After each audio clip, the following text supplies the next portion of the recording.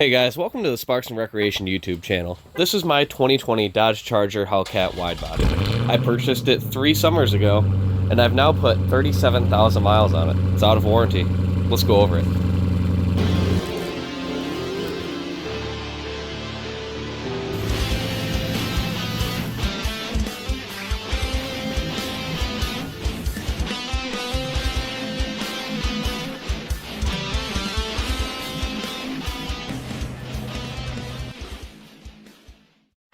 Alright guys, so this little purple turd behind me is now at 37,000 miles. And over that time I've taken it to Florida 2 or 3 times. I've taken it to Ohio, I've been to New Hampshire, Massachusetts. I've driven all over with my family. In that time I've discovered my top 3 favorite things about it. I've also come up with my top 3 complaints.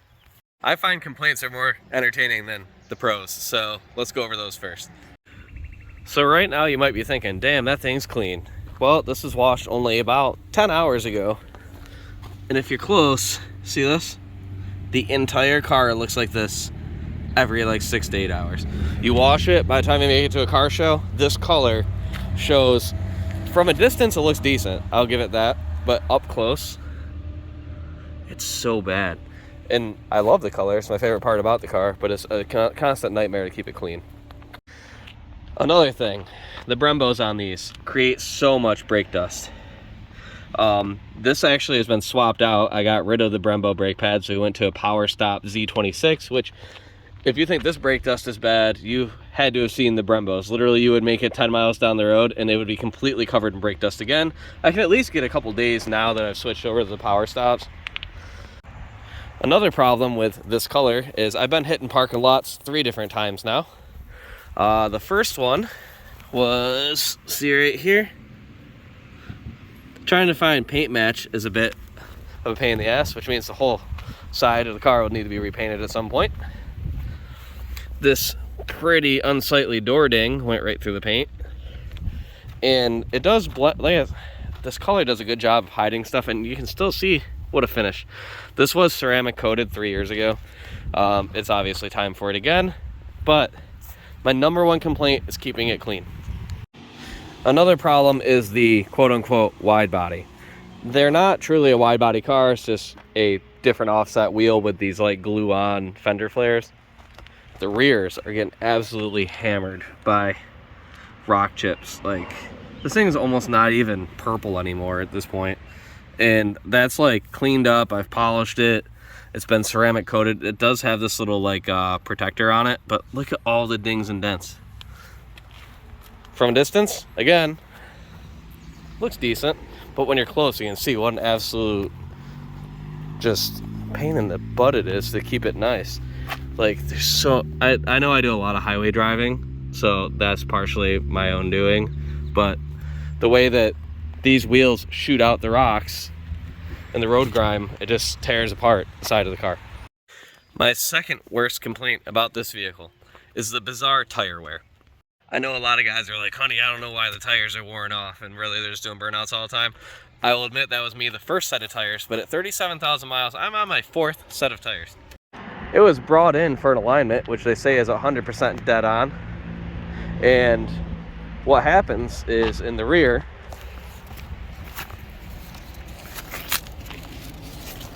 it wears like it has camber right here. The rest of the tire will still have probably 5, 6, 30 seconds, and this will be showing the cords. And in the front, what keeps happening is this wear bar ends up kind of cupping into here, and the outside of the tire also wears a strange cupping pattern. I've rotated them through the second set. What I found is I'm actually running 2 different sets of tires because these Pirellis, they burn up in like 8,000 miles. I've had my best luck with these BF Goodwrench G-Force Compound 2s in the rear. These have been on for 12,000 miles, whereas the set of the Pirellis I had in the rear were gone in no time. These on the front last longer than the BF Goodwrench.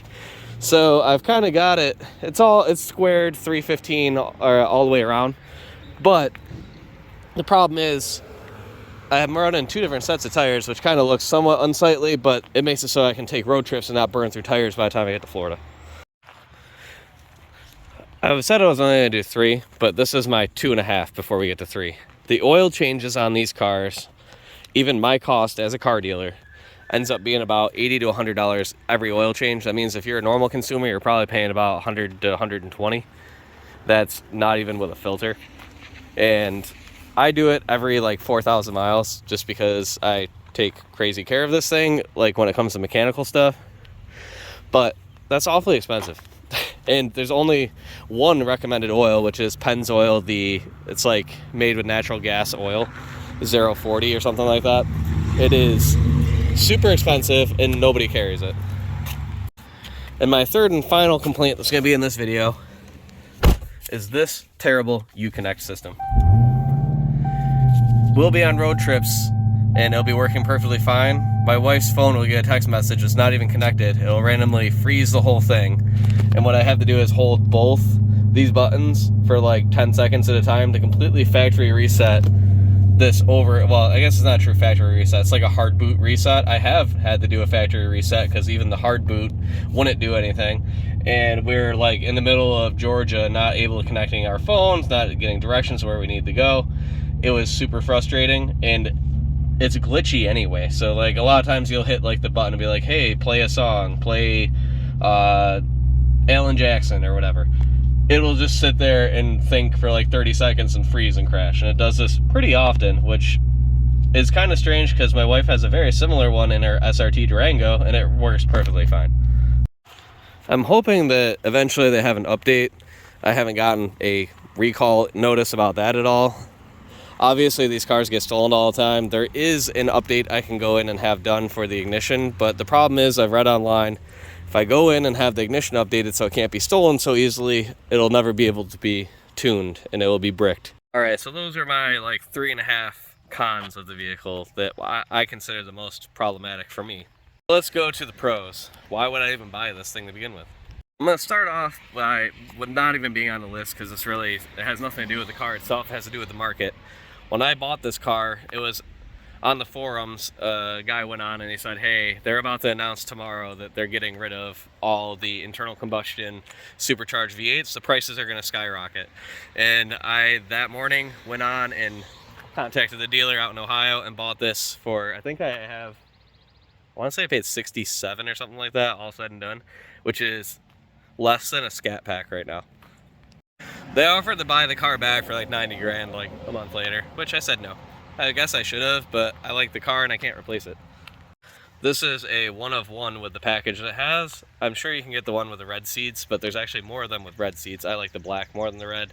The build sheet on this came back with the only one with premium sound, sunroof, and no, I do not like the lane assist and I don't like the autonomous cruise. So might not be the highest option, but this is the only one like it. So this is number one. My favorite thing about this vehicle, and it's the reason I bought a 4-door Charger instead of a 2-door Challenger that people give me shit for all the time at gas stations. Why would you not get a 2-door Challenger or a Demon or something? Well, I have a 15-year-old and a 14-year-old, and me and my wife are not the smallest people. This car is the best road trip vehicle I've ever had. Like I said earlier, I've been to Florida twice with this thing. That's about 1,300 miles each way. And in eco mode, which you can put this car into, we average about 25.5 miles per gallon. And when a 5.0 or someone runs up on you, you just click sport or track and instantly you're back into the power. Neither me or my wife have any idea where our black key even is, probably in a junk drawer somewhere. So this car's only ever been driven with red key, still getting almost 25 miles a gallon on highway trips. Obviously, in normal city day-to-day driving, I'm averaging about 16 to 17. When you're on it, it eats about a gallon a minute. So it's all about how you play with your foot. These cars have a large back seat. It's a mess. We just got back from Florida with it. I still gotta vacuum and get all the kids' crap out of it. As you can tell, I bought this car to use it and drive it. It is not a show car. It's never gonna be a show car. I could care less what you think about that. The seats are super comfortable. Both the front and rear has heated seats. I have ventilated front seats, so you got like the AC feeling. The sound system that's in this car is awesome. Comes with a factory sub in the back. This car sounds super loud outside, but inside it's really pretty quiet. Have you ever been like, man, I really wish my wife would let me take my 700 horsepower Mustang or Camaro or whatever on a family road trip and go on vacation with it, but she won't let me because we don't fit comfortably, I can't get my luggage in it? This is the solution. It's very similar to like an E-Class Mercedes because it's kind of an E-Class Mercedes. But anyways, you can fit 4 adults luggage, a full cooler, some souvenirs, everything all in the trunk, and you can go on vacations with it, which most sports cars, you can't do that. You can't take your Corvette across. Well, you can, but not with a family. My next favorite part about this vehicle, my number 2, is the constant interaction that you get. This car, you pull into the gas station and you make a friend every time. I like it because if you're in like a Lamborghini or something, everybody just assumes like you're some like Bitcoin millionaire or something. This is like the working man supercar.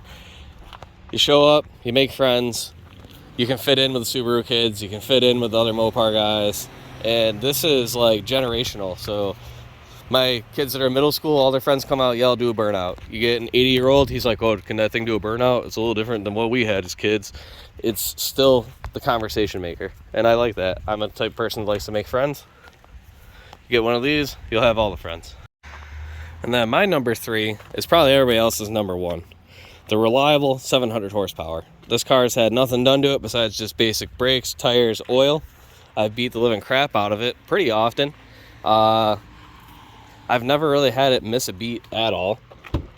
All it's done to this is basically like a catback and a leg maker intake, and it sounds like an absolute NASCAR. The sound that these cars make, I love it. Yes, an LS sounds good. Yeah, 5.0 sounds pretty good. But I think the Hellcat with the supercharger whine is the best sounding performance car that's a muscle car in today's day and age.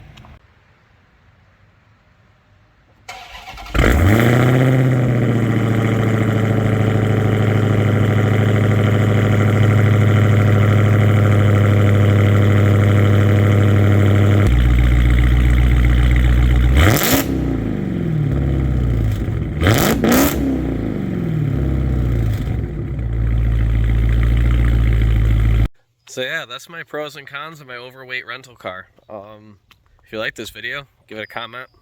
Tell me about the blue smoke. Anyways, in reality, if you give us a sub, watch any of our other videos about us adventuring, doing reviews, doing cross-country trips, buying abandoned old cars and trying to drive them, doing racing, all sorts of stuff. So if you're into that type of content, consider subscribing, give us a like, and share this video with your friends that might be considering buying a Charger.